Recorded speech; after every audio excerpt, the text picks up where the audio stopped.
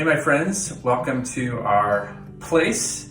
I am going to make some challah with you today. We're using a recipe from one of our favorite cookbooks, Balabusta, by Einat Admoni. And you can see by all the tabs that we have lots of things in here that we like. We'll take you through the different parts. We're gonna make the dough, and then we'll come back and braid it, and then we'll bake it and show you the final outcome. So I've never done anything quite like this before, so bear with me. I have my trusty assistant Alyssa with me, and we're gonna try and make it work. You start with a big bowl, and in the big bowl you put 8 2/3 cups of flour, of regular all-purpose flour. I really like baking, and I've become a big fan of baking by weight with a scale. So I'd recommend that if you end up using a scale like me, then you need about 1,300 grams of all-purpose flour. And you put that in a big bowl, and you make a well in the center of the bowl. And then in the well, you put 1 package of active dry yeast and a few drops of honey. We're going to come back to more honey later on. A few drops of honey. And about 1/2 cup of water. All right there in this well in the center. And we're going to let that sit for a few minutes and start to activate the yeast. So flour, yeast, a few drops of honey, and 1/2 cup of warm water. I'm gonna put this over here for 1 second and let that work. Now, in a second bowl, we're gonna combine another 2 cups of warm water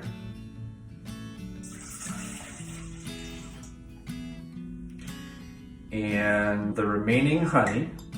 So it's a total of about 3/4 cups of honey. So hopefully we can get this to come out. We did our trusty trick of spraying the inside of the cup, so hopefully the honey comes out easily. Then we need about 1/4 cup of oil. I'm using avocado oil, trying to use a little bit healthier oils, but you can use canola oil if that's what you got. 1/4 cup of canola oil. In the same bowl, we're gonna put 2 eggs. Room temperature is best. There's a 1. There's a 2. And then we're gonna mix that up. I love making bread. I love the science of it. There's nothing like the smell of fresh bread in your house. Unfortunately, on this video, we will not be able to recreate the smell when this is baking, but you'll have to trust me. And already just the yeast, the smell of the yeast and the honey, it's a beautiful thing. Challah is described in the Torah. It's a bread that we have described in the Torah. It was used in the temple times and the sacrificial rite. We're gonna pause here just a minute and give about 5 more minutes for the yeast, which you can already see is starting to bubble. That's a good sign. It's alive! And it's gonna work out very nicely. So let's give just about 5 more minutes. We want a total of about 10 minutes until it's nice and bubbly. So one more thing to this same mixture, we're gonna add 1.5 tablespoons of kosher salt. If you're using a scale, it's about 27 grams. So we'll mix that all into here. And now we have the yeast bubbling away and starting to come alive. And we have the other mixture, and we want to give that about 5 more minutes. So we're going to give that a little bit of a break, and we'll be back with you. And we're back. If you look, you can see that the yeast is nice and frothy. That's the energy to make our bread rise. So what we're going to do is dump all the rest of this liquid in there. Yumminess.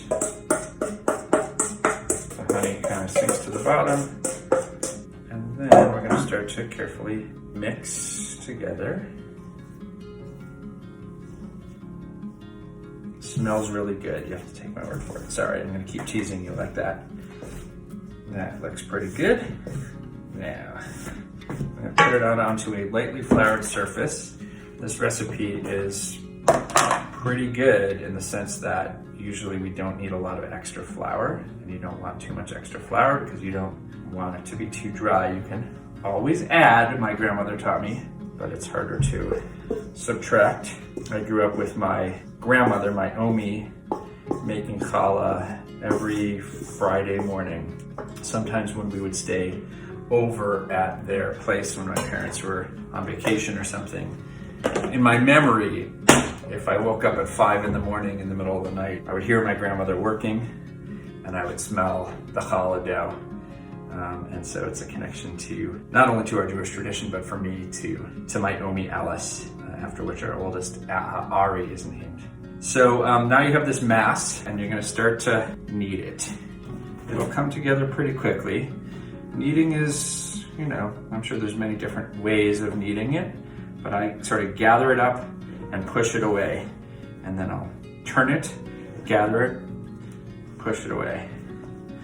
Gather it and push it away. Dough feels really nice. And look, it's already a ball. It's not done. You're gonna knead it for 5 or 7 minutes. It's a little bit wet. So this process is what puts air into the dough, and it's going to rise. And it feels good. It's a little bit damp, so we're gonna add a little more flour here in a second. The roll pat's getting kind of sticky, so that's a good indication we need a little bit more flour. But again, not too much. Spread it out, put a little bit on your hands. So just to remind you, as we are kneading, it's a total of about 2.5 cups of warm water, 8 2/3 cups or 1,300 grams of all-purpose flour, a package of yeast, 3/4 of a cup of honey. You could use sugar, but why would you do that? A 1/4 cup of oil of your choice. We used avocado oil, and then we added 1.5 teaspoons or 27 grams of kosher salt and 2 eggs. That's the total ingredients that you need. I actually don't always use a roll pat, usually doing this on the sort of kitchen counter. It doesn't tend to stick that much to the kitchen counter, so it's just a feel thing. The recipe says until it's smooth and elasticy. So a couple of things while I'm continuing to knead. Making bread with yeast is a time-consuming process, and so I feel like sometimes the thing that gets in the way for people is the idea that after this, the dough has to rise for an hour to an hour and a half, and then you form the challah into loaves and braid it, and then it has to rest another 25 minutes, and then you bake it for another 30 minutes, and who has time for that now? When you're working from home, maybe you have time for that. But I've learned along the way that there is a cool trick that you can do a couple different versions of it that you can do if you don't have the time. Sort of like a 3.5 hour, 4 hour process. If you don't have that time in a row, you can do this much, finish kneading it, and then you can do one of two things. Either you can put it in the fridge overnight. So this is actually Thursday. We could put it in the fridge tonight, and then tomorrow pull it out about 4 hours beforehand if it's been in the fridge. So then really good bread rises twice. And so it's gonna rise now. We're gonna make it all in a row tonight, but you could take it now, put it in a bowl, put it in the fridge, or even a plastic bag, put it in the fridge, and it will count as one rise while it's cooling off. And then you take it out 4 hours before you want to bake it, and that's the second rise. So you work backwards from when you want to cook it, and then you don't have to be waiting around for the whole process. Another thing you can do, and this makes 2 really pretty big size loaves, pretty good size loaves. If you don't want all of this dough, and this is often what we do, is that you can freeze dough. You could make it now if like you wanted it next Friday night, you could do it now. But one thing that we often will do is cut this in half and either make half of it right away or put it in the fridge for overnight and take the other half and put it in the freezer inside of a plastic bag. And that way you don't have to make dough every week. But when I'm on a roll, we make dough about every other week. We bake half of it and we put the other half in the freezer.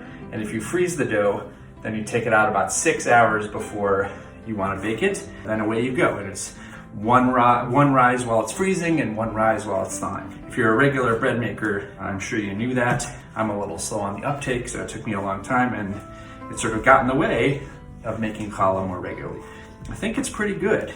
You can kind of put your fingers in it. If it's kind of bouncing back, that's good. The other thing, and I don't know where we first learned this, is like it should have about the consistency of an earlobe when you pinch it. From Omi Alice.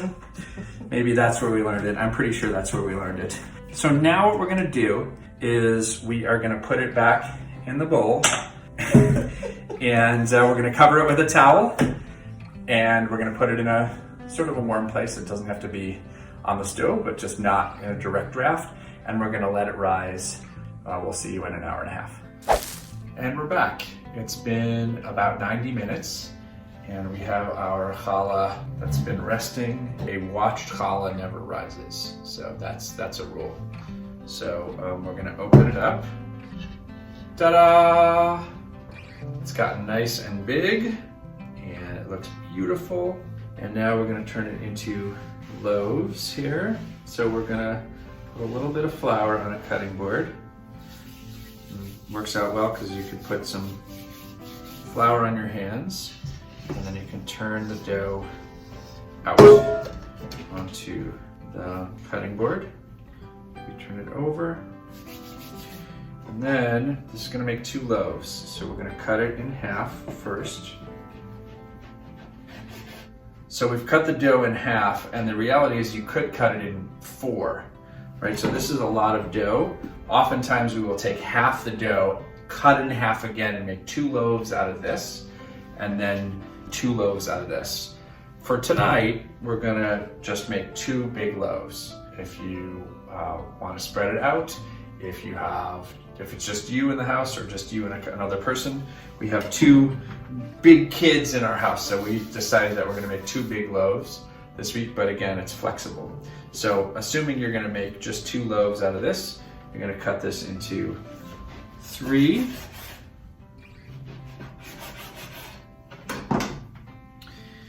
Then you can roll it out. My usual trusty rolling it out and braiding assistant is behind the camera. So she is putting a lot of faith in me. Really nice dough.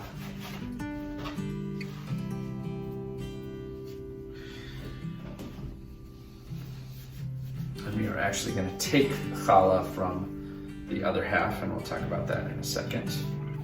Snakes, roughly the same size from this half. Again, this really could make 2 loaves just from this half. When it's just Alyssa and I, we definitely do that. So you can gauge it based on your crowd and the appetite of your crowd. And then we're going to braid them. So the way we would do this is put the 3 ends of the 3 right next to each other and really push them together so they're not going to get separated. Now this is the real pressure of the video. Will I be able to braid while you're watching me? Okay, we're going to braid.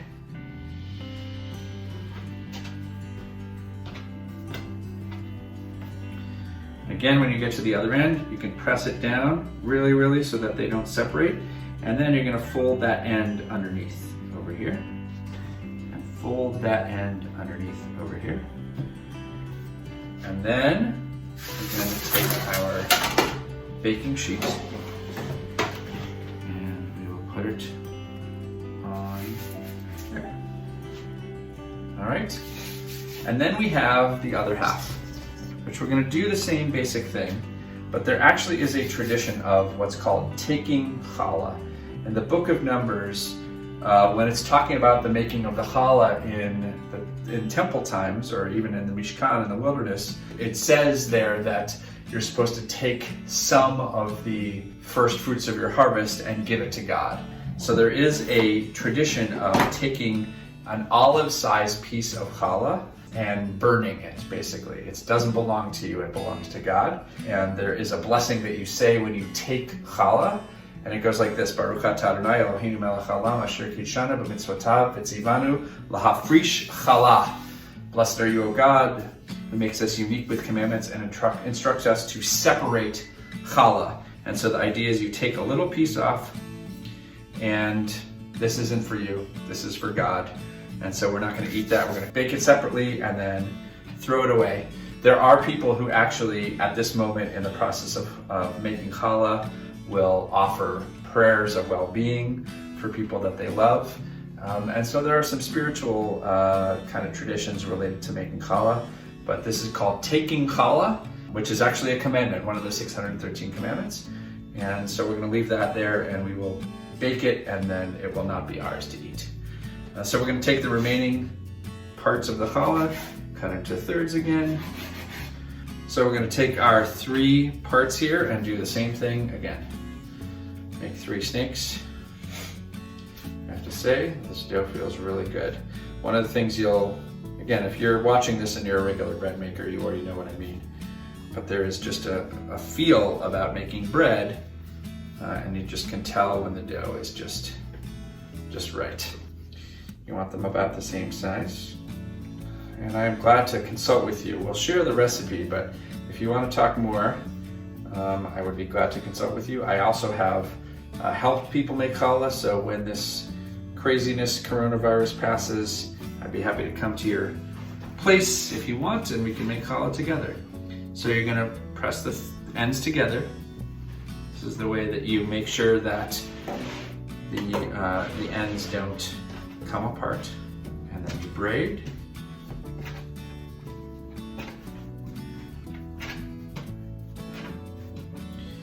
And you press the ends together. You put them underneath. There you are, and then we're going to place it on our baking pan. And then we are going to cover with towel again, and we're going to let it rest for about 25 minutes. And in that time, I'm also going to take an egg and separate it and keep the yolk and beat up the yolk a little bit. I like to add a little bit of maple syrup to make it very sweet. You can add just a drop of water or 2.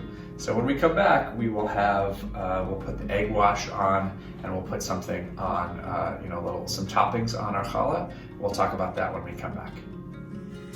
And we are back.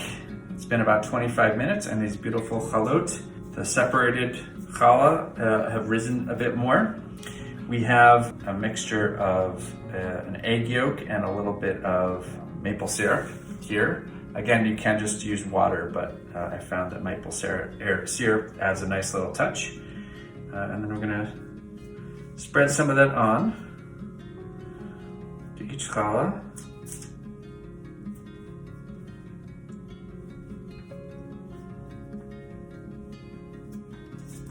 Grateful to my assistant Alyssa here, who has a degree in videography. Not really, but she should by the end of this. They do look good. These are nice and big. Again, like I said before, we would often make 4 challahs out of this, but we have hungry mungries around. And actually, when it comes to our toppings, you'll see that I don't think these are going to go stale. I think they will get eaten. So the question is, what do you put on your challah? And there's a great debate in the Talmud. Not really. Some say you can only put poppy seeds or sesame seeds. No. No? No. Rabbi Alyssa says no, that is not a thing. I would say that it's probably fair to say that for many years that's what we did. Like when we made challah, we put poppy seeds, or if we were really exotic, we put sesame seeds. And then I spent some time on a farm in Reisterstown, Maryland. I think that's actually when it all began. I was on sabbatical and I spent about 6 weeks working on an organic farm. That's a story for another day, a Jewish organic farm. And every week we made challah together. And the first Shabbat that we were there, someone took out cinnamon and sugar. And I said, what are you going to do with that? And they said, I'm going to put it on our challah. And I said, that's not a thing. Challah either only has, sesame seeds, and if you're really exotic, poppy seeds. And in fact, that summer, I learned about all kinds of things you could put on challah. We're actually going to make one challah with tuxedo sesame seeds. So we'll have kind of a savory flavor. Often now we'll think about, what are we going to cook on Friday night? What are the spices that we're going to have in our food on Friday night? And we will often put that on our challah. This is a fairly classic with a twist because it's tuxedo sesame seeds. You can really put anything you want. And if you're a plain kind of person, you can do that too. You do a little bit more. What do you think, boss? Yeah. A little more? Yeah. Okay. So sesame seeds on this one. And we are all about the dessert in our house. One of the great things about our married life together is that I married into a family for whom dessert was not. Dessert was automatically part of the meal. Is that good? That look good? That looks great. Okay. So that's our savory challah. And now we're gonna do a sweet one. So we're gonna put some sugar and some cinnamon. We have put basil, we have put Italian seasoning, we've put cumin. You can do whatever however your heart is moved. You can blend your taste with what else is going with your dinner. We have found that you kind of have to put a bunch more than you might think. If you want it to really be able to taste it, you need to put a significant amount. And so that was some sugar. Now we're putting cinnamon.